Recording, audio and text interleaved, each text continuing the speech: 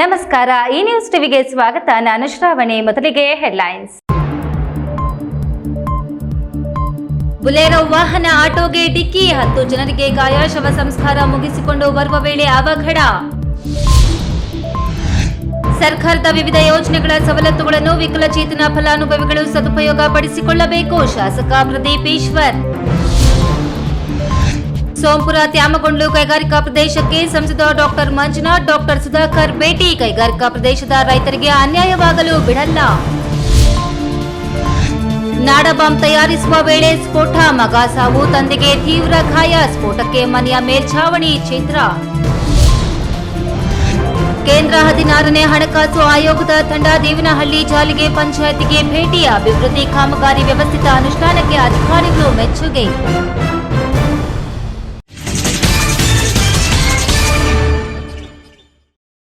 ವಾರ್ತೆಗಳ ವಿವರ. ಶವ ಸಂಸ್ಕಾರ ಮುಗಿಸಿಕೊಂಡು ಬರುವ ವೇಳೆ ಬುಲೆರೋ ವಾಹನ ಆಟೋಗೆ ಡಿಕ್ಕಿ ಹೊಡೆದ ಪರಿಣಾಮ 9 ಜನರಿಗೆ ಗಂಭೀರ ಗಾಯಗೊಂಡಿದ್ದು ಆಸ್ಪತ್ರೆಗೆ ದಾಖಲಾಗಿರುವ ಘಟನೆ ಗೌರಿಬಿದನೂರು ಗ್ರಾಮಾಂತರ ಠಾಣೆ ವ್ಯಾಪ್ತಿಯಲ್ಲಿ ನಡೆದಿದೆ.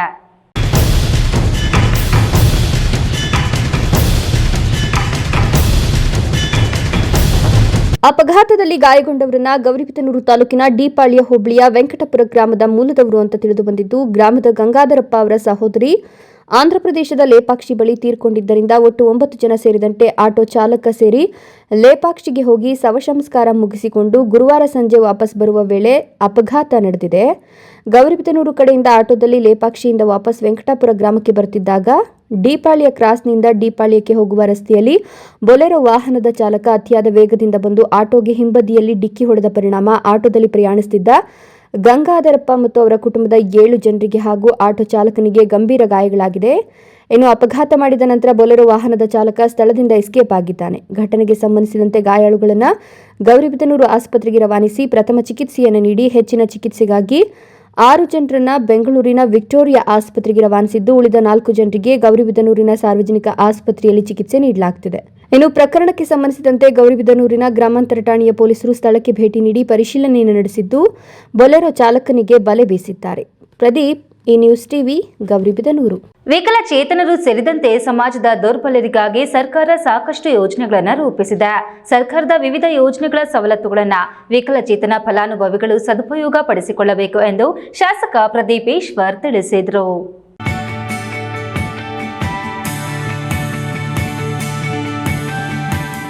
ಚಿಕ್ಕಬಳ್ಳಾಪುರ ಜಿಲ್ಲಾಡಳಿತ ಭವನದ ಮುಂಭಾಗದಲ್ಲಿ ಜಿಲ್ಲಾಡಳಿತ ವತಿಯಿಂದ ಹಮ್ಮಿಕೊಂಡಿದ್ದ ವಿಕಲಚೇತನ ಫಲಾನುಭವಿಗಳಿಗೆ ವಾಹನಗಳ ವಿತರಣಾ ಕಾರ್ಯಕ್ರಮಕ್ಕೆ ಶಾಸಕ ಪ್ರದೀಪ್ ಈಶ್ವರ್ ಹಸಿರು ನಿಶಾನೆ ತೋರಿಸಿ ಚಾಲನೆ ನೀಡಿದರು.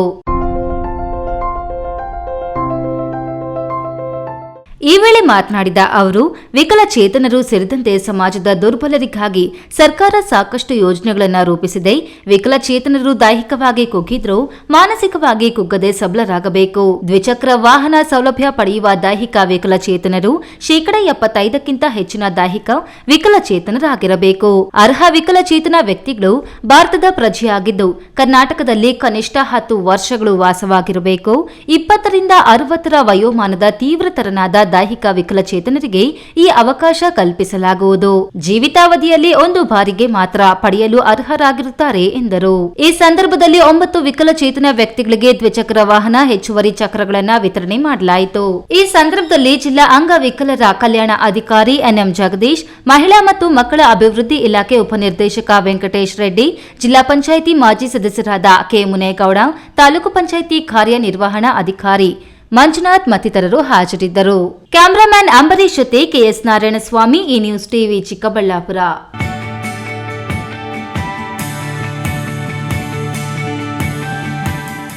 ಕೈಗಾರಿಕಾ ಪ್ರದೇಶಗಳಲ್ಲಿ ಕಾರ್ಮಿಕರ ಆರೋಗ್ಯದ ದೃಷ್ಟಿಯಿಂದ ಇಎಸ್ಐ ಆಸ್ಪತ್ರೆಗಳನ್ನು ಸ್ಥಾಪನೆ ಮಾಡುವುದು ಅಗತ್ಯವಾಗಿದ್ದು ರಾಜ್ಯದಲ್ಲಿ ಹೆಚ್ಚು ಇಎಸ್ಐ ಆಸ್ಪತ್ರೆಗಳ ಸ್ಥಾಪನೆಗೆ ಒತ್ತು ನೀಡುವುದಾಗಿ ಸಂಸದ ಡಾಕ್ಟರ್ ಸಿಎನ್ ಮಂಜುನಾಥ್ ತಿಳಿಸಿದರು.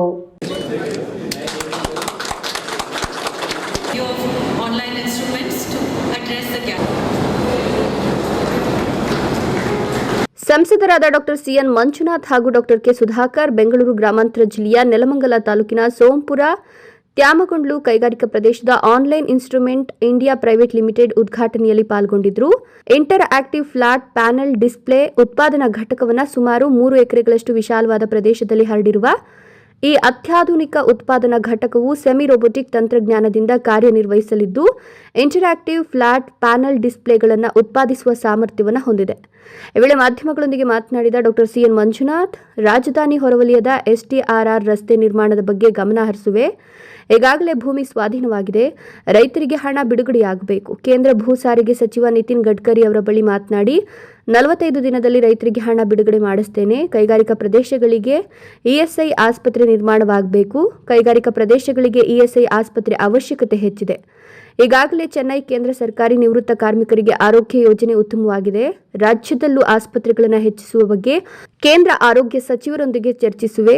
2027ಕ್ಕೆ ಭಾರತ 3ನೇ ಆರ್ಥಿಕ ಶಕ್ತಿಯಾಗಿ ಬೆಳೆಯಲಿದೆ ಅಂತ ಹೇಳಿದ್ರು. ಜಪಾನು ಮತ್ತು ಜರ್ಮನಿ ಮೇಲೆ ಹೋಗ್ತಾ ಇದ್ದೀವಿ. ಇದು ಪ್ರತಿಯೊಬ್ಬ ಭಾರತೀಯನಿಗೂ ಕೂಡ ಒಂದು ಹೆಮ್ಮೆಯ ವಿಚಾರ. ಇದರಿಂದ ಹಲವಾರು ಲಕ್ಷಾಂತರ ಜನರಿಗೆ ಕೆಲಸ ಕೂಡ ಆಗುತ್ತೆ. ಮೇಕ್ ಇನ್ ಇಂಡಿಯಾ ಇವತ್ತು ಇಲ್ಲಿ ನಮ್ಮ ಆನ್ಲೈನ್ ಇನ್ಸ್ಟ್ರೂಮೆಂಟ್ಸ್ ಪ್ರಾಡಕ್ಟ್ ಏನು ಮಾಡ್ತಾ ಇದ್ದಾರೆ ಇವತ್ತು ನಮ್ಮ ದಾಬಸ್ಪೇಟೆ ಕೈಗಾರಿಕಾ ಪ್ರದೇಶದಲ್ಲಿ ಇದು ಒಂದು ದೊಡ್ಡ ಪ್ರಾಜೆಕ್ಟು. ಇದು ವಿಶ್ವ ದರ್ಜೆಯ ಆರ್ಗನೈಜೇಷನ್ ಆಗಿದೆ. ಇಲ್ಲಿ LED ಸ್ಕ್ರೀನ್ ಮಾಡೋಂಥದ್ದು ಮತ್ತು LED ಟೆಲಿವಿಷನ್ಗಳು ಮಾಡೋಂಥದ್ದು. ಈ ವೇಳೆ ಕಾರ್ಖಾನೆಯ ಮುಖ್ಯಸ್ಥ ಮಹೇಶ್ ಬೆಲ್ಲದ್, ಸಂಸದ ಡಾಕ್ಟರ್ ಕೆ ಸುಧಾಕರ್, ರಾಜ್ಯಸಭಾ ಸದಸ್ಯ ಹೀರಣ್ಣ ಕಡಾಡಿ, ಮಹೇಶ್ ಬೆಲ್ಲದ್, ಶಿವಾನಂದ್, ಪ್ರಶಾಂತ್ ಸಂಬರಗಿ, ಶಾಸಕರಾದ ಗಣೇಶ್ ಹುಕ್ಕೇರಿ, ದುರ್ಯೋಧನ ಹೈವಳೆ, ನಿಖಿಲ್ ಕತ್ತಿ, ಪವನ್ ಕತ್ತಿ, ಮಾಜಿ ಶಾಸಕ MV ನಾಗರಾಜು, ಜಗದೀಶ್ ಚೌಧರಿ ಇನ್ನಿತರರು ಹಾಜರಿದ್ದರು. ಇದು ಇಂಟ್ರ್ಯಾಕ್ಟಿವ್ ಡಿಸ್ಪ್ಲೇ ಮ್ಯಾನುಫ್ಯಾಕ್ಚರಿಂಗ್ ಪ್ಲ್ಯಾಂಟು. ಇದು ಭಾರತದಲ್ಲಿ ಮೊದಲನೇ, ನನಗೆ ಖುಷಿಯಾಗುತ್ತೆ, ಮೊದಲನೇ ಫ್ಯಾಕ್ಟ್ರಿ ಇದು. ಇಲ್ಲಿವರೆಗೆ ಯಾರೂ ನಾವು ಭಾರತದೊಳಗೆ ಯಾರೂ ಹಾಕಿಲ್ಲ. ಇದು ಫಸ್ಟ್ ಫ್ಯಾಕ್ಟ್ರಿ ಇನ್ ಇಂಡಿಯಾ. ನಾವು ಮತ್ತು ಇನ್ನೊಬ್ಬರು ನಮ್ಮ ಕೊಲೀಗ್ ಶಿವಾನಂದ್ ಮಹಾಶೆಟ್ಟಿ ಅಂತೇಳಿ ಇಬ್ಬರು ನಾವು globally we have so many industries ನಾವು ಹೋಗಿ ನೋಡಿಕೊಂಡು ಏನೋ ಒಂದು ಇಂಡಸ್ಟ್ರಿ ನಾವು ಇಂಡಿಯಾಕ್ಕೂ ಹಾಕಬೇಕು ಅನ್ನೋ ಒಂದು ನನ್ನ ಕಲ್ಪನೆ ಒಳಗೆ ಒಂದು 3-4 ವರ್ಷ ಹಿಂದ್ಗಡೆ ಅದನ್ನು ನಾವು ಇಲ್ಲಿ ಆ ಇಂಡಸ್ಟ್ರಿಯನ್ನು ಇಂಟ್ರ್ಯಾಕ್ಟಿವ್ ಡಿಸ್ಪ್ಲೇ ಮ್ಯಾನುಫ್ಯಾಕ್ಚರಿಂಗ್ ಪ್ಲ್ಯಾಂಟು ಇಲ್ಲಿ ದಾಬಸ್ಪೇಟೆ ಒಳಗಡೆ ಸ್ಟಾರ್ಟ್ ಮಾಡಿದ್ದೀವಿ. Ram Prasad KR, A news TV, Nelamangala.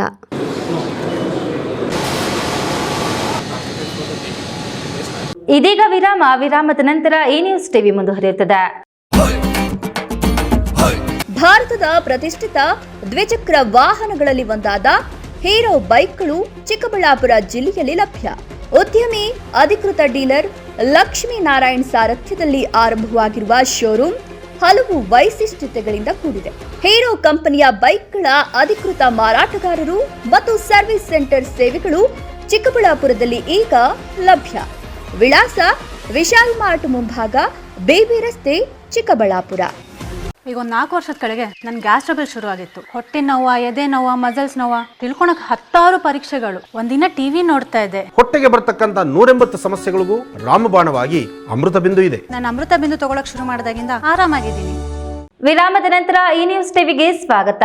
ಕಾಡು ಪ್ರಾಣಿಗಳನ್ನ ಬೇಟೆಯಾಡುವ ಸಲುವಾಗಿ ಮನೆಯಲ್ಲೇ ನಾಡ ಬಾಂಬ್ ತಯಾರಿಸುತ್ತಿದ್ದ ವೇಳೆ ಆಕಸ್ಮಿಕವಾಗಿ ನಾಡ ಬಾಂಬ್ ಸ್ಫೋಟಗೊಂಡು 19 ವರ್ಷದ ಯುವಕನೊಬ್ಬ ದಾರುಣವಾಗಿ ಸಾವನ್ನಪ್ಪಿದ್ದು, ನಾಡ ಬಾಂಬ್ ಸ್ಫೋಟಕ್ಕೆ ಮನೆಯ ಮೇಲ್ಛಾವಣಿ ಛೇದ್ರವಾಗಿದ್ದು, ಸ್ಫೋಟದಿಂದ ಉದ್ಭವಿಸಿದ ಶಬ್ದಕ್ಕೆ ಸಾರ್ವಜನಿಕರು ಬೆಚ್ಚಿಬಿದ್ದ ಘಟನೆ ಹೊಸಕೋಟೆ ತಾಲೂಕಿನಲ್ಲಿ ಸಂಭವಿಸಿದೆ.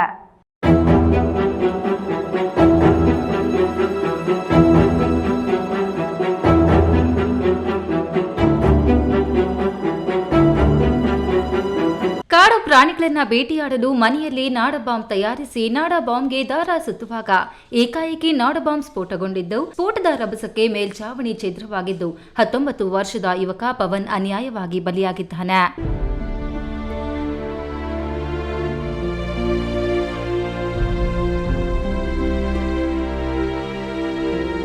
ಇನ್ನು ನಾಡ ಬಾಂಬ್ ತಯಾರಿಸುತ್ತಿದ್ದ ವ್ಯಕ್ತಿಯು ತೀವ್ರ ಗಾಯಗೊಂಡಿದ್ದು, ಕಾಡು ಪ್ರಾಣಿಗಳ ಬೇಟೆಗಾಗಿ ತಯಾರಿಸುತ್ತಿದ್ದ ನಾಡ ಬಾಂಬ್ ಕುಟುಂಬದ ಕರುಳ ಕುಡಿಯನ್ನೇ ಕಳೆದುಕೊಳ್ಳುವಂತೆ ಮಾಡಿರುವ ಘಟನೆ ಬೆಂಗಳೂರಿನ ಗ್ರಾಮಾಂತರ ಜಿಲ್ಲೆ ಹೊಸಕೋಟೆ ತಾಲೂಕು ದೊಡ್ಡನಲ್ಲಾಳ ಗ್ರಾಮದಲ್ಲಿ ಸಂಭವಿಸಿದೆ.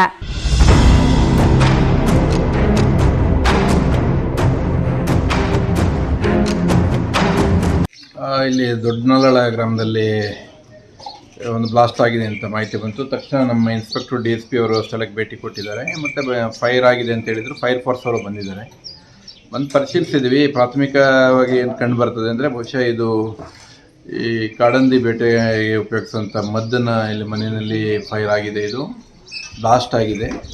ಅದು ಪಕ್ಕ ಏನು ಅನ್ನೋದನ್ನು ಈಗ FSL ಅವರು ಮತ್ತು ಸೋಕೋ ಟೀಮ್ ಅವರಿಗೆಲ್ಲ ಹೇಳಿದ್ದೀವಿ. ಇನ್ನು ತಂದೆ ಗಂಭೀರ ಗಾಯಗೊಂಡಿದ್ದಾನೆ. ಸ್ಥಳಕ್ಕೆ ಹೊಸಕೋಟೆ ಪೊಲೀಸರು ಭೇಟಿ ನೀಡಿ ಪರಿಶೀಲನೆ ನಡೆಸಿ ಪ್ರಕರಣ ದಾಖಲಿಸಿಕೊಂಡು ತನಿಖೆ ಕೈಗೊಂಡಿದ್ದಾರೆ. ಸಂಜೀವ್, ಈ ನ್ಯೂಸ್ ಟಿವಿ, ಹೊಸಕೋಟೆ.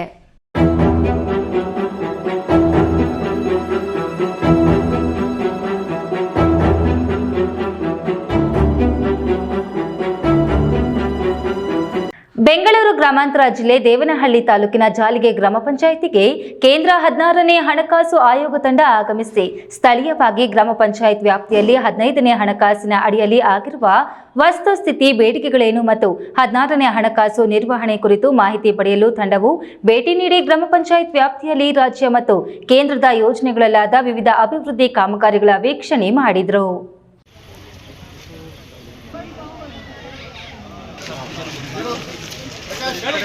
ಹದಿನಾರನೇ ಹಣಕಾಸು ಆಯೋಗದ ಮುಖ್ಯಸ್ಥ ಡಾಕ್ಟರ್ ಅರವಿಂದ್ ಪನಗರಿಯ, ಸದಸ್ಯರಾದ ಅಜಯ್ ನಾರಾಯಣ್ ಜಾ, ಅನ್ನಿ ಜಾರ್ಜ್ ಮಥ್ಯೂ, ಡಾಕ್ಟರ್ ಮನೋಜ್ ಪಾಂಡಾ, ಡಾಕ್ಟರ್ ಸೌಮ್ಯ ಕಾಂತಿ ಘೋಷ್, ಕಾರ್ಯದರ್ಶಿ ರಿತ್ವಿಕ್ ಸೇರಿದಂತೆ ಒಟ್ಟು 6 ಜನರ ತಂಡ ಜಾಲಿಗೆ ಗ್ರಾಮ ಪಂಚಾಯಿತಿಗೆ ಭೇಟಿ ನೀಡಿ ಡಿಜಿಟಲ್ ಗ್ರಂಥಾಲಯ, ಕೂಸಿನ ಮನೆ, ಘನತ್ಯಾಜ್ಯ ವಿಲೇವಾರಿ ಘಟಕವನ್ನು ವೀಕ್ಷಣೆ ಮಾಡಿದರು. ಜಾಲಿಗೆ ಗ್ರಾಮ ಪಂಚಾಯಿತಿಯಲ್ಲಿ ಸಾಮಾನ್ಯ ಸಭೆ ನಡೆಸಿ ಗ್ರಾಮ ಪಂಚಾಯಿತಿ ವ್ಯಾಪ್ತಿಯಲ್ಲಿ ಆಗಿರುವಂತಹ ಹಲವಾರು ಅಭಿವೃದ್ಧಿ ಕಾಮಗಾರಿಗಳ ಬಗ್ಗೆ ಮಾಹಿತಿಯನ್ನು ಪಡೆದುಕೊಂಡರು. ಗ್ರಾಮ ಪಂಚಾಯಿತಿ ವ್ಯಾಪ್ತಿಯಲ್ಲಿ ಆಗಿರುವ ಅಂಗನವಾಡಿ ಕೇಂದ್ರ, ಶಾಲೆಗೆ ಸುಣ್ಣ ಬಣ್ಣ, ಸ್ಮಶಾನ ಒತ್ತುವರಿ ತೆರವು ಮತ್ತು ಅಭಿವೃದ್ಧಿ, 15,000 ಗಿಡಗಳ ನೆಡುವಿಕೆ, ಗ್ರಾಮ ಪಂಚಾಯಿತಿಗೆ ಸೋಲಾರ್ ಅಳವಡಿಕೆ, ಶಾಲಾ ಮಕ್ಕಳಿಗೆ ಶೈಕ್ಷಣಿಕ ಸೌಲಭ್ಯ, ವಿದ್ಯಾರ್ಥಿಗಳ ಮುಂದಿನ ವಿದ್ಯಾಭ್ಯಾಸಕ್ಕೆ ಪ್ರೋತ್ಸಾಹಧನ, SC/ST ಸಮುದಾಯದ ಅಂತ್ಯ ಸಂಸ್ಕಾರಕ್ಕೆ ಸಹಾಯಧನ, 2009-10ನೇ ಸಾಲಿನ ನಿರ್ಮಲ ಗ್ರಾಮ ಪುರಸ್ಕಾರ ಮತ್ತು 2022-23ನೇ ಸಾಲಿನ ಗಾಂಧಿ ಗ್ರಾಮ ಪುರಸ್ಕಾರ, ಮಕ್ಕಳ ಸ್ನೇಹಿ ಗ್ರಾಮ ಪಂಚಾಯಿತಿ, ಕಲಿಕಾ ಕೇಂದ್ರ, ಹೀಗೆ 10 ಹಲವು ಅಭಿವೃದ್ಧಿ ಕಾಮಗಾರಿ ಮತ್ತು ವ್ಯವಸ್ಥಿತ ಯೋಜನೆ ಅನುಷ್ಠಾನಕ್ಕೆ ಆಯೋಗದ ಸದಸ್ಯರು ಪ್ರಶಂಸೆ ವ್ಯಕ್ತಪಡಿಸಿದರು.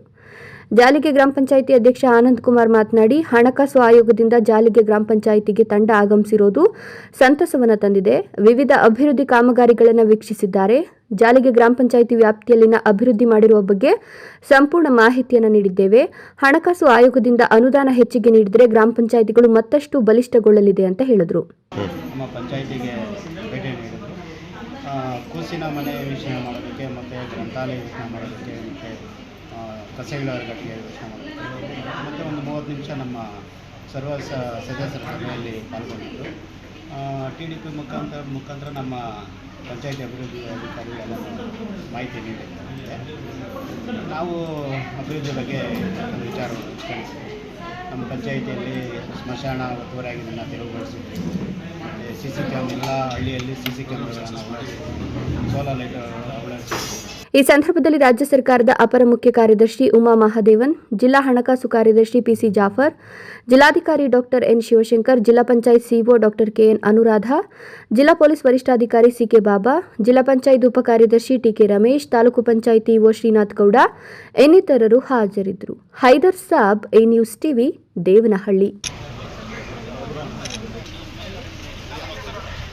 ಕೆಲವು ದಿನಗಳಿಂದ ಬಿಟ್ಟು ಬಿಡದೆ ಸುರಿಯುತ್ತಿರುವ ರಣಭೀಕರ ಮಳೆಗೆ ಹಳಿಯ ಮನೆಯಲ್ಲಿ ವಾಸಿಸುತ್ತಿದ್ದ ವೃದ್ಧೆ ಅನಾರೋಗ್ಯದಿಂದ ಸಾವನ್ನಪ್ಪಿರುವ ಘಟನೆ ತುಮಕೂರು ಜಿಲ್ಲೆ ಕೊರಟಗೆರೆ ಪಟ್ಟಣದಲ್ಲಿ ನಡೆದಿದೆ.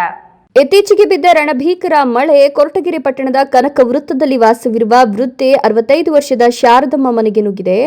ಈ ವೇಳೆ ಮನೆಗೆ ನುಗ್ಗಿದ ನೀರನ್ನು ಹೊರಹಾಕಲು ರಾತ್ರಿ ಇಡೀ ವೃದ್ಧೆ ಹರಸಾಹಸ ಪಟ್ಟಿದ್ದಾರೆ. ಹೀಗೆ ಮನೆಯಲ್ಲಿ ನೀರು ಹೊರಗೆ ಹಾಕುವಾಗ ಕೈಕಾಲು ಗಾಯ ಮಾಡಿಕೊಂಡಿದ್ದಾರೆ. ನಂತರ ಮನೆಯಲ್ಲಿ ಅನೈರ್ಮಲ್ಯ ಹೆಚ್ಚಾಗಿ ಜ್ವರದಿಂದ ವಾರದಿಂದ ವೃದ್ಧೆ ಶಾರದಮ್ಮ ಬಳಲುತ್ತಿದ್ದರು. ಕಳೆದ 2 ದಿನಗಳಿಂದ ತುಮಕೂರು ಸರ್ಕಾರಿ ಆಸ್ಪತ್ರೆಯಲ್ಲಿ ವೃದ್ಧೆ ಶಾರದಮ್ಮನಿಗೆ ಚಿಕಿತ್ಸೆ ನೀಡಲಾಗುತ್ತಿದ್ದು, ಹೆಚ್ಚಿನ ಚಿಕಿತ್ಸೆಗಾಗಿ ಬೆಂಗಳೂರಿನ ವಿಕ್ಟೋರಿಯಾ ಆಸ್ಪತ್ರೆಗೆ ರವಾನಿಸುವ ಮಾರ್ಗ ಮಧ್ಯೆ ವೃದ್ಧೆ ಸಾವನ್ನಪ್ಪಿದ್ದಾರೆ. ತುತ್ತು ಅನ್ನಕ್ಕಾಗಿಯೂ ಲೇಟ್ ಶಂಕರಪ್ಪನ ಮಡದಿ ವೃದ್ಧೆ ಶಾರದಮ್ಮ ಪರದಾಡಿದ್ರು. ಕಾಡಿ ಬೇಡಿಕೊಂಡು ನಯಾ ಪೈಸೆಯೂ ಸಹಾಯಧನ ನೀಡದ ಕೊರಟಗೆರೆ ಪಟ್ಟಣ ಪಂಚಾಯಿತಿ ಅಧಿಕಾರಿ ವರ್ಗದ ವಿರುದ್ಧ ಕುಟುಂಬಸ್ಥರು ಮತ್ತು ಸ್ಥಳೀಯರು ಆಕ್ರೋಶ ವ್ಯಕ್ತಪಡಿಸಿ ಮನೆಯ ಮುಂದೆ ಶವವಿಟ್ಟು ಕೊರಟಗೆರೆ ಪಟ್ಟಣ ಪಂಚಾಯಿತಿ ವಿರುದ್ಧ ಆಕ್ರೋಶ ವ್ಯಕ್ತಪಡಿಸಿದರು. Thimmaiah, A news TV, Tumakuru. ಖಾಸಗಿ ಬಸ್ನ ಸ್ಟೇರಿಂಗ್ ಲಾಕ್ ಆಗಿ ಬಸ್ ರಸ್ತೆ ಬದಿಯ ವಿದ್ಯುತ್ ಕಂಬಕ್ಕೆ ಡಿಕ್ಕಿ ಹೊಡೆದ ಪರಿಣಾಮ ವಿದ್ಯುತ್ ಕಂಬ ತುಂಡಾಗಿದ್ದು, ಕಂಬ ಹಾಗೂ ವಿದ್ಯುತ್ ವೈರ್ಗಳು ಬಸ್ನ ಮೇಲೆ ಬೀಳದ ಕಾರಣ ಭಾರೀ ಅನಾಹುತವೊಂದು ತಪ್ಪಿರುವ ಘಟನೆ ಶುಕ್ರವಾರ ಸಂಜೆ ಚಿಂತಾಮಣಿ ಶಿಡ್ಲಘಟ್ಟ ಮಾರ್ಗ ತಿಮ್ಮಸಂದ್ರದ ಬಳಿ ಇಟ್ಟಿಗೆ ಫ್ಯಾಕ್ಟರಿ ಮುಂಭಾಗದಲ್ಲಿ ನಡೆದಿದೆ.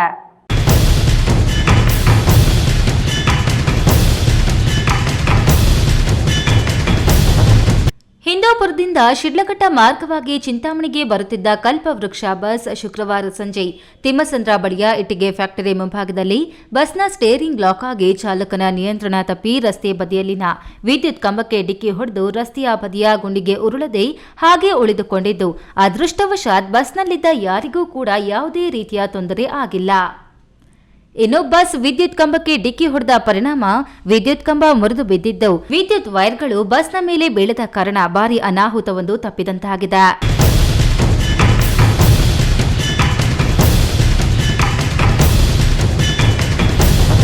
ವಿಷಯ ತಿಳಿದ ಕೂಡಲೇ ಬೆಸ್ಕಾಂ ಸಿಬ್ಬಂದಿ ಸ್ಥಳಕ್ಕೆ ಆಗಮಿಸಿ ವಿದ್ಯುತ್ ಸಂಪರ್ಕ ಕಡಿತಗೊಳಿಸಿ ಆಗಬಹುದಾದ ಅನಾಹುತವನ್ನು ತಪ್ಪಿಸಿದ್ದಾರೆ. ಇನ್ನು ಘಟನಾ ವಿಷಯ ತಿಳಿದ ಕೂಡಲೇ ಸ್ಥಳಕ್ಕೆ ಚಿಂತಾಮಣಿ ಗ್ರಾಮಾಂತರ ಪೊಲೀಸ್ ಠಾಣೆಯ ಪೊಲೀಸರು ಭೇಟಿ ನೀಡಿ ಸ್ಥಳ ಪರಿಶೀಲನೆ ನಡೆಸಿ ಮುಂದಿನ ಕ್ರಮ ಕೈಗೊಂಡಿದ್ದಾರೆ. ಬಿ ದೇವಪ್ಪ, ಈ ನ್ಯೂಸ್ ಟಿವಿ, ಚಿಂತಾಮಣಿ.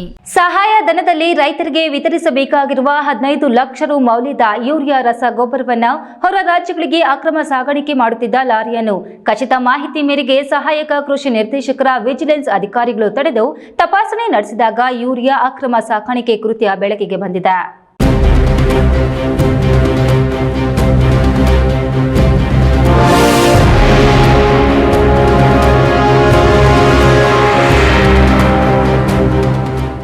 ಚಿಕ್ಕಬಳ್ಳಾಪುರ ಜಿಲ್ಲೆಯ ಜಂಟಿ ಕೃಷಿ ನಿರ್ದೇಶಕರಾದ ಜಾವೀದ್ ನಸೀಂ ಖಾನ್ ನೇತೃತ್ವದಲ್ಲಿ ಕೃಷಿ ಇಲಾಖೆ ಹಾಗೂ ಸಹಾಯಕ ಕೃಷಿ ನಿರ್ದೇಶಕರ ವಿಜಿಲೆನ್ಸ್ ಅಧಿಕಾರಿಗಳ ತಂಡ ಜಂಟಿ ಕಾರ್ಯಾಚರಣೆ ನಡೆಸಿ ರಾಯಚೂರು ಜಿಲ್ಲೆಯಿಂದ ಬಾಗೇಪಲ್ಲಿ ಮಾರ್ಗವಾಗಿ ಹೊರ ರಾಜ್ಯಗಳಿಗೆ ಯೂರಿಯಾ ಅಕ್ರಮ ಸಾಗಾಣಿಕೆ ಮಾಡುತ್ತಿದ್ದ ಲಾರಿಯನ್ನ ಬಾಗೇಪಲ್ಲಿ ಪಟ್ಟಣದ ಟಿಬಿ ಕ್ರಾಸ್ ಬಳಿ ತಡೆದು ತಪಾಸಣೆ ನಡೆಸಿದಾಗ ಯೂರಿಯಾ ಅಕ್ರಮ ಸಾಗಾಣಿಕೆ ಕೃತ್ಯ ಬೆಳಕಿಗೆ ಬಂದಿದೆ. ಸಹಾಯಧನದಲ್ಲಿ ರೈತರಿಗೆ ವಿತರಿಸುವ ಉದ್ದೇಶಕ್ಕಾಗಿ ಮೀಸಲಿಟ್ಟಿರುವ 15 ಲಕ್ಷ ರೂಪಾಯಿ ಮೌಲ್ಯದ 700 ಯೂರಿಯಾ ಚೀಲಗಳು ಪತ್ತೆಯಾಗಿದ್ದು, ಯೂರಿಯಾ ಅಕ್ರಮ ಸಾಗಾಣಿಕೆ ಮಾಡುತ್ತಿರುವ ಲಾರಿ ಮಾಲೀಕನ ವಿರುದ್ಧ ಕೃಷಿ ಅಧಿಕಾರಿಗಳು ಬಾಗೇಪಲ್ಲಿ ಪೊಲೀಸ್ ಠಾಣೆಯಲ್ಲಿ ದೂರು ಸಲ್ಲಿಸಿದ್ದಾರೆ. ಯೂರಿಯಾ ತಯಾರಿಕಾ ಘಟಕದಲ್ಲಿ 45 ಕೆಜಿ ತೂಕವುಳ್ಳ ಒಂದು ಯೂರಿಯಾ ಚೀಲದ ಬೆಲೆ 2,115 ರೂಪಾಯಿಗಳಿದ್ದು, ಸರ್ಕಾರದಿಂದ ರೈತರಿಗೆ ರಿಯಾಯಿತಿ ದರದಲ್ಲಿ ಮಾರಾಟ ಮಾಡುತ್ತಿದ್ದು, ಒಂದು ಚೀಲ ಯೂರಿಯಾಗೆ ಸರ್ಕಾರ 1,850 ರೂಪಾಯಿಗಳಂತೆ ಸಹಾಯಧನ ನೀಡಲಾಗುತ್ತಿದ್ದು, 270 ರೂಪಾಯಿಗಳಿಗೆ ಒಂದು ಚೀಲವನ್ನು ಮಾರಾಟ ಮಾಡಲಾಗುತ್ತಿದೆ. ರೈತರಿಗೆ ವಿತರಿಸುವ ರಿಯಾಯಿತಿ ದರದ ಯೂರಿಯಾವನ್ನು ಒಂದು ರಾಜ್ಯದಿಂದ ಮತ್ತೊಂದು ರಾಜ್ಯಕ್ಕೆ ಸಾಗಾಣಿಕೆ ಮಾಡುವುದು ನಿಷಿದ್ಧವಾಗಿದ್ದರೂ ಸರ್ಕಾರಿ ನಿಯಮ ಉಲ್ಲಂಘಿಸಿ ಕೃಷಿ ಬಳಕೆಯ ಯೂರಿಯಾವನ್ನು ಅಕ್ರಮವಾಗಿ ಹೊರ ರಾಜ್ಯಗಳಿಗೆ ಸಾಗಿಸುವುದು ಕಾನೂನು ಬಾಹಿರವಾಗಿದ್ದು, ಕೈಗಾರಿಕಾ ಬಳಕೆಗಾಗಿ ಸಾಗಿಸುತ್ತಿದ್ದ ಕೃಷಿ ಬಳಕೆಯ ರಿಯಾಯಿತಿ ದರದ ಯೂರಿಯಾವನ್ನು ವಶಕ್ಕೆ ಪಡೆದುಕೊಂಡಿದ್ದಾರೆ. ಜಂಟಿ ಕೃಷಿ ನಿರ್ದೇಶಕಿ ಜಾವೀದ್ ನಸೀಮಾ ಖಾನ್ ಮಾತನಾಡಿ, ರೈತರಿಗೆ ತಲುಪಬೇಕಾಗಿರುವ ಯೂರಿಯಾವನ್ನು ರಾಯಚೂರಿನಿಂದ ಅಕ್ರಮವಾಗಿ ಸಾಗಿಸುತ್ತಿರುವ ಬಗ್ಗೆ ಖಚಿತ ಮಾಹಿತಿ ರೈತರಿಗೆ ವಿತರಿಸಬೇಕಾಗಿರುವ ಸಬ್ಸಿಡಿ ದರದ ಯೂರಿಯಾವನ್ನು ಫ್ಲೇವುಡ್ ತಯಾರಿಕೆಯ ವಾಣಿಜ್ಯ ಬಳಕೆಗೆ ಬಳಕೆ ಮಾಡುವ ಬಗ್ಗೆ ಶಂಕೆ ವ್ಯಕ್ತವಾಗಿದೆ. ಯೂರಿಯಾ ಸಾಗಾಣಿಕೆ ಬಗ್ಗೆ ವಾಣಿಜ್ಯ ತೆರಿಗೆ ಇಲಾಖೆಯ ರಶೀದಿ ಇಲ್ಲ. ಆದ್ದರಿಂದ ಪೊಲೀಸ್ ಇಲಾಖೆಯ ಸಹಕಾರದೊಂದಿಗೆ ಲಾರಿಯಲ್ಲಿದ್ದ ಯೂರಿಯಾವನ್ನು ವಶಕ್ಕೆ ಪಡೆದುಕೊಂಡು ಜಿಲ್ಲಾಧಿಕಾರಿಗಳ ಆದೇಶದಂತೆ ಸೊಸೈಟಿಗಳ ಮೂಲಕ ರೈತರಿಗೆ ಮಾರಾಟ ಮಾಡುವ ತೀರ್ಮಾನ ತೆಗೆದುಕೊಂಡಿದ್ದೇವೆ ಎಂದರು. ನಮಸ್ಕಾರ.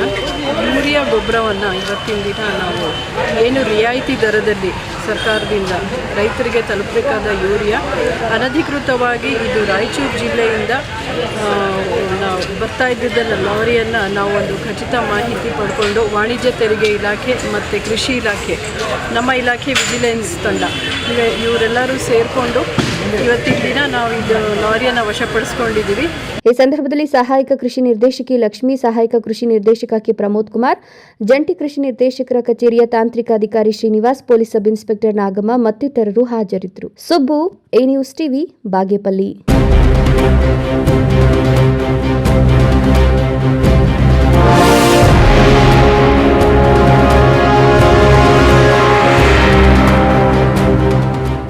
ಪ್ಲಾಸ್ಟಿಕ್ ಮುಕ್ತ ಜಿಲ್ಲೆಗಾಗಿ ಸ್ಥಳೀಯ ಸಂಸ್ಥೆಗಳಿಂದ ಜನರಲ್ಲಿ ನಿರಂತರ ಜಾಗೃತಿ ಮೂಡಿಸುತ್ತಿದ್ದರೂ ನಿಷೇಧಿತ ಪ್ಲಾಸ್ಟಿಕ್ ವಸ್ತುಗಳ ಮಾರಾಟ ನಿರ್ಭೀತಿಯಿಂದ ನಡೆಯುತ್ತಿದೆ. ಪ್ಲಾಸ್ಟಿಕ್ ಬಳಕೆ ನಿಷೇಧ ಬಹುತೇಕ ಜವಾಬ್ದಾರಿ ಸ್ಥಳೀಯ ಸಂಸ್ಥೆಗಳ ಆಸಕ್ತಿಯನ್ನು ಅವಲಂಬಿಸಿದ್ದು, ಗ್ರಾಮೀಣ ಪ್ರದೇಶದಲ್ಲಿ ಕಟ್ಟುನಿಟ್ಟಿನ ಕ್ರಮ ಕೈಗೊಳ್ಳಲಾಗಿದೆ ಎಂದು ನ್ಯಾಯಮೂರ್ತಿ ಸುನಿಲ್ ಎಸ್ ಹೊಸಮನಿ ತಿಳಿಸಿದರು.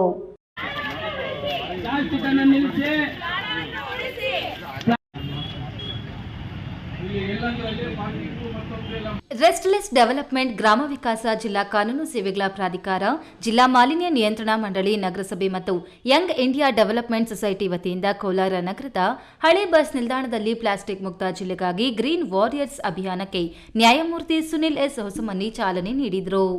ಈ ಸಂದರ್ಭದಲ್ಲಿ ಮಾತನಾಡಿದ ಅವರು, ಕೋಲಾರ ನಗರದ ಜಿಲ್ಲೆಯ ಶಾಲಾ ಕಾಲೇಜು ಗ್ರಾಮ ಪಂಚಾಯಿತಿ ವ್ಯಾಪ್ತಿಯಲ್ಲಿ ಪ್ಲಾಸ್ಟಿಕ್ ನಿಷೇಧದ ಕುರಿತು ಜನರಿಗೆ ಮಾಹಿತಿ ನೀಡಲಾಗುತ್ತಿದೆ.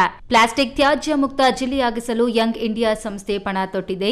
ಪ್ಲಾಸ್ಟಿಕ್ ತ್ಯಜಿಸಿ ಪರಿಸರ ಉಳಿಸಿ ಎಂಬ ಘೋಷವಾಕ್ಯದಲ್ಲಿ ಜಿಲ್ಲೆಯ ಗ್ರಾಮ ಪಂಚಾಯಿತಿಗಳಲ್ಲಿ ನಗರ ಮಟ್ಟದಲ್ಲಿ ಪ್ಲಾಸ್ಟಿಕ್ ವಿರುದ್ಧ ಸಮರ ಸಾರುವ ಯೋಜನೆಗೆ ಚಾಲನೆ ನೀಡಲಾಗಿದೆ. ಮನೆ ಮನೆಗೆ ತೆರಳಿ ಪ್ಲಾಸ್ಟಿಕ್ ಸಂಗ್ರಹಿಸುವಂತೆ ನಗರಸಭೆ ಸಿಬ್ಬಂದಿಗೆ ಸೂಚನೆ ನೀಡಲಾಗುತ್ತಿದೆ ಎಂದರು.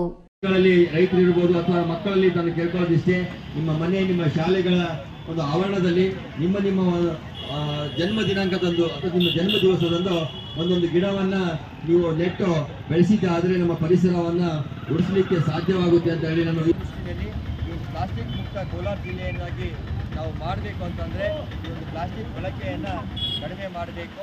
ಅಷ್ಟೇ ಅಲ್ಲ, ನಾವು ಆ ಒಂದು ಪ್ಲಾಸ್ಟಿಕ್ ಬಳಕೆಯನ್ನು ಅಂದರೆ ಅಂಗಡಿಯಲ್ಲಿ ಇರಬಹುದು ಅಥವಾ ಮನೆ. ಈ ವೇಳೆ ನಗರಸಭೆ ಆರೋಗ್ಯ ಅಧಿಕಾರಿ ಮಂಜುನಾಥ್, ಸರ್ಕಲ್ ಪೊಲೀಸ್ ಶ್ರೀನಿವಾಸ ಮೂರ್ತಿ, ಗ್ರಾಮ ವಿಕಾಸ ನಿರ್ದೇಶಕರಾದ ಎಂವಿಎನ್ ರಾವ್ ಪ್ರಮಾಣ ವಚನ ಮಾಡಿಸಿದರು. ಗ್ರೀನ್ ವಾರಿಯರ್ಸ್ ಅಭಿಯಾನದ ಸಂಚಾಲಕಿ Shyamala Aditi, young India development society ಅಧ್ಯಕ್ಷ ನಾಗರಾಜ್, ನಗರಸಭೆಯ EE Dilip, Nagarjun, green warriors ಮುಖ್ಯಸ್ಥರಾದ ತೇಜಸ್ವಿನಿ, ನಂದಿತಾ, ನಂದೀಶ್ ಮುಂತಾದವರು ಭಾಗವಹಿಸಿದ್ರು. Satish, E news TV, Kolar.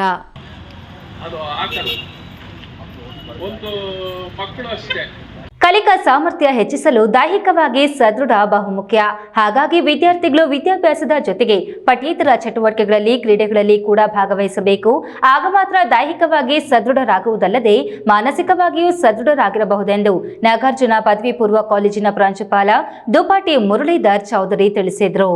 Chikkaballapur ಹೊರವಲಯದಲ್ಲಿರುವ Nagarjuna ಪದವಿ ಪೂರ್ವ ಕಾಲೇಜಿನಲ್ಲಿ ಆಯೋಜಿಸಿದ್ದ ಜಿಲ್ಲಾ ಮಟ್ಟದ ಪದವಿ ಪೂರ್ವ ಕಾಲೇಜುಗಳ ಕ್ರೀಡಾಕೂಟ 2024 ಪ್ರಾಂಶುಪಾಲ ಮುರಳೀಧರ್ ದುಪಾಟಿ ಸಮಾರಂಭ ಉದ್ಘಾಟಿಸಿದರು.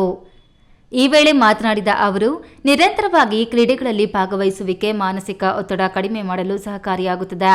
ವಿದ್ಯಾರ್ಥಿಗಳು ವಿದ್ಯಾಭ್ಯಾಸದ ಜೊತೆಗೆ ಕ್ರೀಡೆಗಳಲ್ಲಿ ಭಾಗವಹಿಸಿ ದೈಹಿಕ ಸಾಮರ್ಥ್ಯ ಹೆಚ್ಚು ಮಾಡಿಕೊಳ್ಳಿ ಎಂದು ಕಿವಿಮಾತು ಹೇಳಿದರು. ಎಜುಕೇಷನ್ ಮೇಲೆ ನಾವು ಕಾನ್ಸಂಟ್ರೇಷನ್ ಮಾಡ್ತಾ ಇದ್ದೀವಿ. ಎಲ್ಲ ಕಾಲೇಜು ಎಜುಕೇಷನ್ ಮೇಲೆ ಕಾನ್ಸಂಟ್ರೇಟ್ ಮಾಡಬೇಕಂದ್ರೆ ಫಿಸಿಕಲಿ ಫಿಟ್ ಆಗಬೇಕು. ಯಾಕಂದರೆ ಫಿಸಿಕಲಿ ಫಿಟ್ ಇದ್ರೂ ಮೆಂಟಲಿ ಫಿಟ್ ಆಗಿರ್ತಾರೆ ಸ್ಟೂಡೆಂಟ್ಸ್ ಎಲ್ಲ. ಅದಕ್ಕೋಸ್ಕರ ನಾವು ನಮ್ಮ ಕಾಲೇಜಲ್ಲಿ ಎವ್ರಿ ಡೇ ಸ್ಟೂಡೆಂಟ್ಸ್ಗೆ ಸ್ಪೋರ್ಟ್ಸ್ ಕಲಿಸ್ತಾ ಇದ್ವಿ. ಅವರು ಅದಕ್ಕೋಸ್ಕರನೇ ನಮ್ಮ ಕಾಲೇಜಿಂದ ಸ್ಟೇಟ್ ಲೆವೆಲು, ನ್ಯಾಷನಲ್ ಲೆವೆಲು ಎಲ್ಲ ಹೋಗ್ತಾ ಇದ್ವಿ. ಇದೇ ಥರ ಎಲ್ಲ ಕಾಲೇಜು ಮಾಡ್ತಾಯಿದ್ರು. ಮತ್ತು ನಾನೇನು ಹೇಳ್ತಾ ಇದ್ದೀನಿ ಅಂದರೆ, ಸ್ವಲ್ಪ ಈ ಗೇಮ್ಸ್ ಆ್ಯಂಡ್ ಸ್ಪೋರ್ಟ್ಸ್ಗೆ ಜಾಸ್ತಿ ಇಂಪಾರ್ಟೆನ್ಸ್ ಕೊಡಬೇಕು. ಕೊಟ್ಟಿದ್ರೇ ಅವರು ಚೆನ್ನಾಗಿರ್ತಾರೋ, ಫಿಸಿಕಲ್ಗೆ ಫಿಟ್ ಆಗಿದ್ರೇ ಮೆಂಟಲಿ ಫಿಟ್ ಆಗಿರ್ತಾರೋ. ಈ ಕ್ರೀಡಾಕೂಟದಲ್ಲಿ ಜಿಲ್ಲೆಯ 6 ತಾಲೂಕುಗಳ ವಿವಿಧ ಕಾಲೇಜುಗಳ ಪ್ರಾಂಶುಪಾಲರು, ಸಿಬ್ಬಂದಿ ವರ್ಗ ಹಾಜರಿದ್ದು ಸುಮಾರು 1000ಕ್ಕೂ ಹೆಚ್ಚು ಮಕ್ಕಳು ವಿವಿಧ ಕ್ರೀಡೆಗಳಲ್ಲಿ ಭಾಗವಹಿಸಿದ್ರು. ಕಾರ್ಯಕ್ರಮದಲ್ಲಿ ಜಿಲ್ಲಾ ಶಾಲಾ ಶಿಕ್ಷಣ ಇಲಾಖೆ ಉಪನಿರ್ದೇಶಕರಾದ ಮರಿಸ್ವಾಮಿ, ನಾಗಾರ್ಜುನ ಕಾಲೇಜಿನ ಸಿಬ್ಬಂದಿಗಳಾದ ಗೋವರ್ಧನ್, ಸಂತೋಷ್ ಇತರರು ಉಪಸ್ಥಿತರಿದ್ದರು. ಕ್ಯಾಮರಾಮನ್ ಅಂಬರೀಶ್ ಜೊತೆ KS Narayanaswamy, E news TV, Chikkaballapur. ಸಾರ್ವಜನಿಕರಿಗೆ ಕಾನೂನು ರೀತಿಯಲ್ಲಿ ಆಗಬೇಕಾದ ಕೆಲಸಗಳು ವಿಳಂಬವಾಗದೆ ತ್ವರಿತಗತಿಯಲ್ಲಿ ಮಾಡಿಕೊಡುವಂತೆ ಎಲ್ಲ ಇಲಾಖೆ ಅಧಿಕಾರಿಗಳಿಗೆ ಲೋಕಾಯುಕ್ತ ಎಸ್ಪಿ ಆಂಟೋನಿ ಜಾನ್ ತಿಳಿಸಿದರು.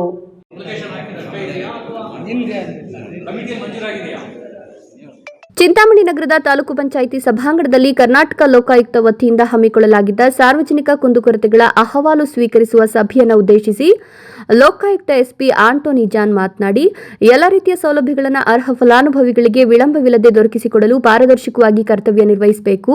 ಸಾರ್ವಜನಿಕರ ಕೆಲಸಗಳನ್ನು ಸಕಾಲದಲ್ಲಿ ಮಾಡಿಕೊಡಬೇಕು. ಜನರಿಂದ ದೂರುಗಳು ಬಂದರೆ ನಿಮ್ಮ ವಿರುದ್ಧ ನಿರ್ದಾಕ್ಷಿಣ್ಯವಾಗಿ ಕ್ರಮ ಕೈಗೊಳ್ಳಬೇಕಾಗುತ್ತದೆ ಅಂತ ಹೇಳಿದರು. ಇನ್ನು ಮುಂದಿನ ದಿನಗಳಲ್ಲಿ ಇನ್ನೂ ಜಾಸ್ತಿ ಆಗುವಂಥ ಸಾಧ್ಯತೆಗಳಿರ್ತವೆ. ನಿಮ್ಮೆಲ್ಲ ಸಹಕಾರದೊಂದಿಗೆ ನೀವೆಲ್ಲ ಅದಕ್ಕೆ ಪ್ರಚಾರ ಕೊಟ್ಟಲ್ಲಿ ಸಾಧ್ಯತೆಗಳಿದ್ದಾವೆ. ಅದೇ ರೀತಿ ಅದಕ್ಕೆ ಪರಿಹಾರವನ್ನು, ಬರೀ ಅರ್ಜಿಗಳನ್ನು ಸ್ವೀಕಾರ ಮಾಡೋದು ಅಷ್ಟೇ ಅಲ್ಲ, ಅದಕ್ಕೆ ಪರಿಹಾರವನ್ನು ಸಹಿತ ಕಂಡುಕೊಂಡು ಯಾರು ತಪ್ಪು ಮಾಡಿದಂಥ ಅಧಿಕಾರಿಗಳು, ಯಾಕಂದರೆ ನಮ್ಮದು ಕ್ಷೇತ್ರ ಇರೋದು ತಪ್ಪು ಮಾಡಿದಂಥ ಅಧಿಕಾರಿಗಳ ಮೇಲೆ ಕ್ರಮ ತೆಗೆದುಕೊಳ್ಳುವಂತ ಇರೋದು ಮತ್ತು ಅದನ್ನು ಸರಿ ಮಾಡಿ ಅವರಿಗೆ ಸೇವೆಯನ್ನು ಸಲ್ಲಿಸುವಂಥದ್ದು ಯಾರಿಗೆ ನಾಗರಿಕರಿಗೆ. ಸೊ ಕಾರಣ ನಮ್ಮದು ನಿಮ್ಮಲ್ಲಿ ವಿನಂತಿ ಏನಂತಂದರೆ, ನೀವು ಸಹಿತ ನಮ್ಮ ಜೊತೆಗೆ ಕಮ್ಯುನಿಕೇಟ್ ಮಾಡ್ತಾಯಿರಿ. ಇಲ್ಲಿ ಆದಂತಹ ಏನು ತಪ್ಪುಗಳಿರ್ತವೆ ಅಧಿಕಾರಿಗಳಿಂದ, ಅಂಥ ಮಾಹಿತಿಗಳು ನಮಗೆ ಕೊಟ್ಟಲ್ಲಿ ಅದಕ್ಕೆ ಕಾನೂನು ಚೌಕಟ್ಟಿನಲ್ಲಿ ಯಾವ ರೀತಿ ಕ್ರಮ ತೆಗೆದುಕೊಳ್ಳೋದಾಗಲಿ ಅದಕ್ಕೆ ಪರಿಹಾರವನ್ನು ನಾವು ಸೂಚಿಸೋದಾಗಲಿ ಮಾಡಲಿಕ್ಕೆ ಅನುಕೂಲ ಆಗಿದೆ.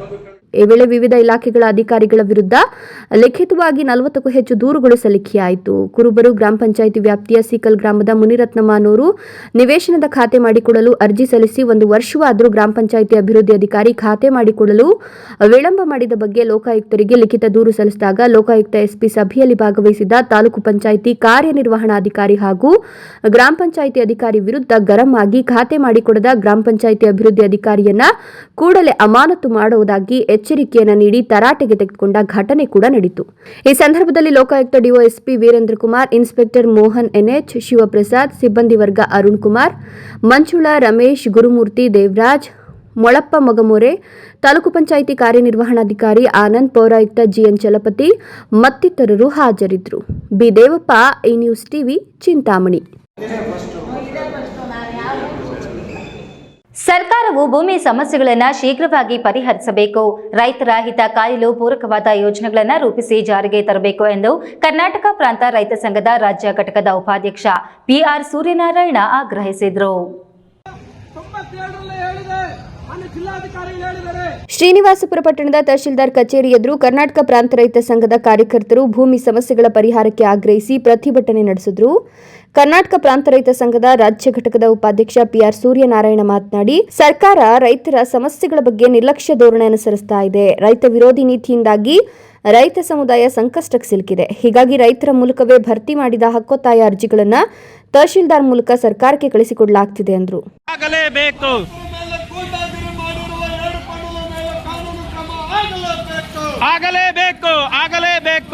ಪ್ರಧಾನ ಕಾರ್ಯದರ್ಶಿ ಪಾತಕೋಟ ನವೀನ್ ಕುಮಾರ್, ಭೂ ಹೋರಾಟ ಸಮಿತಿಯ ಕಾರ್ಯದರ್ಶಿ ಸೈಯದ್ ಫಾರೂಕ್, ಮುಖಂಡರಾದ ಎಂಎಸ್ ನಾಗರಾಜ್, ಆರ್ ವೆಂಕಟೇಶ್, ಮಂಜುಳಾ ವಿಶ್ವನಾಥ್, ಕೋಟಬಲ್ಲಪಲ್ಲಿ ಶಂಕರಪ್ಪ, ಉಪ್ಪರಪಲ್ಲಿ ಗುಲ್ವಾರ್ ಪಾಷಾ ಇನ್ನಿತರರು ಹಾಜರಿದ್ದರು. Satish, A news TV, Kolar. ಸಾರ್ವಜನಿಕವಾಗಿ ವಿವಿಧ ಸಂಘ ಸಂಸ್ಥೆಗಳು ಗಣೇಶ ಮೂರ್ತಿಗಳನ್ನು ಪ್ರತಿಷ್ಠಾಪಿಸುವ ಮುನ್ನ ಪಾಲಿಸಬೇಕಾದ ನಿಯಮ ಹಾಗೂ ನಿಬಂಧನೆಗಳನ್ನು ಚಾಚು ತಪ್ಪದೆ ಪಾಲಿಸಬೇಕು. ಮುಖ್ಯವಾಗಿ ಗಣೇಶ ಪ್ರತಿಷ್ಠಾಪಿಸುವ ಸ್ಥಳದ ಮಾಹಿತಿ ಹಾಗೂ ಸ್ಥಳದ ಮಾಲೀಕರಿಂದ ಪೊಲೀಸ್ ಇಲಾಖೆಯ ಅನುಮತಿ ಕಡ್ಡಾಯವಾಗಿರಬೇಕು. ಡಿವೈಎಸ್ಪಿ ಮುರಳೀಧರ್ ತಿಳಿಸಿದರು. ಚಿಂತಾಮಣಿ ನಗರದ ತಾಲೂಕು ಪಂಚಾಯಿತಿ ಸಭಾಂಗಣದಲ್ಲಿ ಪೊಲೀಸ್ ಇಲಾಖೆ ವತಿಯಿಂದ ಗೌರಿ ಗಣೇಶ ಹಾಗೂ ಮಿಲಾದ್ ಹಬ್ಬದ ಪ್ರಯುಕ್ತ ಶಾಂತಿ ಸಭೆಯನ್ನು ಆಯೋಜಿಸಲಾಗಿತ್ತು. ಶಾಂತಿ ಸಭೆಯಲ್ಲಿ ಭಾಗವಹಿಸಿ ಡಿಒಎಸ್ಪಿ ಮುರಳೀಧರ್ ಮಾತನಾಡಿ, ಯಾವುದೇ ಗಣೇಶ ಸಂಘ ಸಂಸ್ಥೆಯವರು ಗಣೇಶ ಹಬ್ಬವನ್ನು ಶ್ರದ್ಧಾ ಭಕ್ತಿಯಿಂದ ಶಾಂತಿ ಮತ್ತು ಸೌಹಾರ್ದತೆಯ ಸಂಕೇತವಾಗಿ ಆಚರಿಸಬೇಕು. ಪೊಲೀಸ್ ಇಲಾಖೆಯ ಆದೇಶಗಳನ್ನು ಚಾಚು ತಪ್ಪದೆ ಪಾಲಿಸುವ ಮೂಲಕ ಪೊಲೀಸರೊಂದಿಗೆ ಸಹಕರಿಸಬೇಕು. ಗಣೇಶ ಸಾಂಸ್ಕೃತಿಕ ಕಾರ್ಯಕ್ರಮ ಹಾಗೂ ವಿಸರ್ಜನೆ ವೇಳೆ ಕರ್ಕಶ ಸದ್ದು ಮಾಡುವುದನ್ನು ನಿಷೇಧಿಸಲಾಗಿದೆ. ಸಾರ್ವಜನಿಕರಿಗೆ ಹಾಗೂ ಯಾವುದೇ ಇತರ ಕೋಮಿನವರಿಗೆ ತೊಂದರೆಯಾಗದ ರೀತಿಯಲ್ಲಿ ಗಣೇಶೋತ್ಸವಗಳನ್ನು ಆಚರಿಸುವಂತೆ ತಿಳಿಸಿದ ಅವರು, ಮುಸ್ಲಿಂ ಬಾಂಧವರು ಈದ್ ಮಿಲಾದ್ ಹಬ್ಬವನ್ನು ಶಾಂತಿ ಸೌಹಾರ್ದತೆಯಿಂದ ಆಚರಿಸುವಂತೆ ತಿಳಿಸಿದರು. 25 ವರ್ಷ ಸರ್ವಿಸ್ ಅಲ್ಲಿ ಗಣೇಶ ಹಬ್ಬನ ಒಂದು ವೇದಿಕೆಯಾಗಿ ತಗೊಳ್ತಿದ್ರು. ಗಣೇಶ ಹಬ್ಬದ ದಿವಸ ಗಣೇಶ ಮೆರವಣಿಗೆಯಲ್ಲಿ ಯಾವ ಭಕ್ತಿಗೀತೆಗಳಿರಬೇಕು ಅವೆಲ್ಲ ಮಾಯ ಆಗಿತ್ತು. ಡಿಸ್ಕೋ ಡ್ಯಾನ್ಸ್ ಬರ್ತಾ ಇದೆ. ಇವು ಬೇಕಾ? ಗಣೇಶ ಕೇಳಿದ್ನ ನಿಮ್ಗೆ ಡಿಸ್ಕೋ ಡ್ಯಾನ್ಸ್ ಆಡಿಸಿ ಅಂತ ಕೇಳಿದ್ನಲ್ರಿ ಗಣೇಶ? ಭಕ್ತಿಪೂರ್ವಕವಾಗಿ ಏನಾದರೂ ಮೆರವಣಿಗೆ ಮಾಡಿ ಅದಕ್ಕೆಲ್ಲ 100% ನಮ್ಮ ಪೊಲೀಸ್ ಇಲಾಖೆ ಸಂಪೂರ್ಣ ಸಪೋರ್ಟ್ ಇರುತ್ತೆ. ನಾಟ್ ಓನ್ಲಿ ಗಣೇಶ ಹಬ್ಬ, ಈದ್ ಮಿಲಾದಲ್ಲೂ ಅಷ್ಟೇ. ನಾವು ಜಸ್ಟ್ ಆ ಡಿಸ್ಕೋ ಇವೆಲ್ಲ ಹಾಕಕ್ಕೆ ಹೋಗ್ಬಾರ್ದು, ನಾವು ಪರ್ಮಿಷನ್ ಕೊಡೋದು. ಸುಪ್ರೀಂ ಕೋರ್ಟ್ ಗೈಡ್ಲೈನ್ಸ್ ಪ್ರಕಾರ ಎಷ್ಟು ಡೆಸಿಬಲ್ಸ್ ಇದೆಯೋ ಅಷ್ಟೇ ಡೆಸಿಬಲ್ಸ್ ಇರಬೇಕು. ಅದಕ್ಕೇನಾದರೂ ಮೀರಿದರೆ ಮುಲಾಜಿಂದ ನಾವು ಸೀಸ್ ಮಾಡ್ತೀವಿ. ಸ್ಟಾರ್ಟ್ ಆಗೋದು. ಸಭೆಯಲ್ಲಿ ಮಸೀದಿಗಳ ಮುಖ್ಯಸ್ಥರು, ದೇವಸ್ಥಾನಗಳ ಮುಖ್ಯಸ್ಥರು, ಸಂಘ ಸಂಸ್ಥೆಗಳ ಪದಾಧಿಕಾರಿಗಳು, ತಾಲೂಕು ದಂಡಾಧಿಕಾರಿಗಳು ಸುದರ್ಶನ್ ಯಾದವ್, ತಾಲೂಕು ಪಂಚಾಯಿತಿ ಕಾರ್ಯನಿರ್ವಹಣಾಧಿಕಾರಿ ಆನಂದ್, ಪೌರಾಯುಕ್ತರಾದ ಚಲಪತಿ, ಸಿಡಿಪಿಒ ಮಹೇಶ್ ಸೇರಿದಂತೆ ಮತ್ತಿತರರು ಹಾಜರಿದ್ದರು. B Devappa, A news TV, Chintamani. ವಿಜೃಂಭಣೆಯಿಂದ ಶಾಂತಿ ರೀತಿಯಿಂದ ಗಣೇಶ ಹಬ್ಬ, ಈದ್ ಮಿಲಾದ್ ಮಾಡಿ ಅದಕ್ಕೆ ಸಂಪೂರ್ಣ ತಾಲೂಕು ಮಟ್ಟದ ಎಲ್ಲ ಅಧಿಕಾರಿಗಳ ಸಪೋರ್ಟ್ ನಿಮ್ಗಿರುತ್ತೆ. ನಾವು ನಿಮ್ಮ ಜೊತೆ ಇರ್ತೀವಿ. ಮಹಿಳೆಯರ ಭದ್ರತೆ ಮತ್ತು ಸುರಕ್ಷತೆ ಜೊತೆಗೆ ಮಹಿಳೆಯರಿಗೆ ಸ್ವಾವಲಂಬನೆಯ ಬದುಕು ಕಟ್ಟಿಕೊಡಲು ಸಬಲೀಕರಣಗೊಳಿಸುವ ನಿಟ್ಟಿನಲ್ಲಿ ಸರ್ಕಾರದ ಸಾಮರ್ಥ್ಯವೆಂಬ ಯೋಜನೆ ಬಗ್ಗೆ ಪ್ರತಿಯೊಬ್ಬ ಮಹಿಳೆಯರು ತಿಳಿದುಕೊಳ್ಳಬೇಕು ಎಂದು ಜಿಲ್ಲಾ ಸಖಿ ಓನ್ ಸ್ಟಾಪ್ ಸೆಂಟರ್ ಆಡಳಿತ ಅಧಿಕಾರಿ ಡಾಕ್ಟರ್ ಸುಮಾ ಪಾಟೀಲ್ ತಿಳಿಸಿದರು.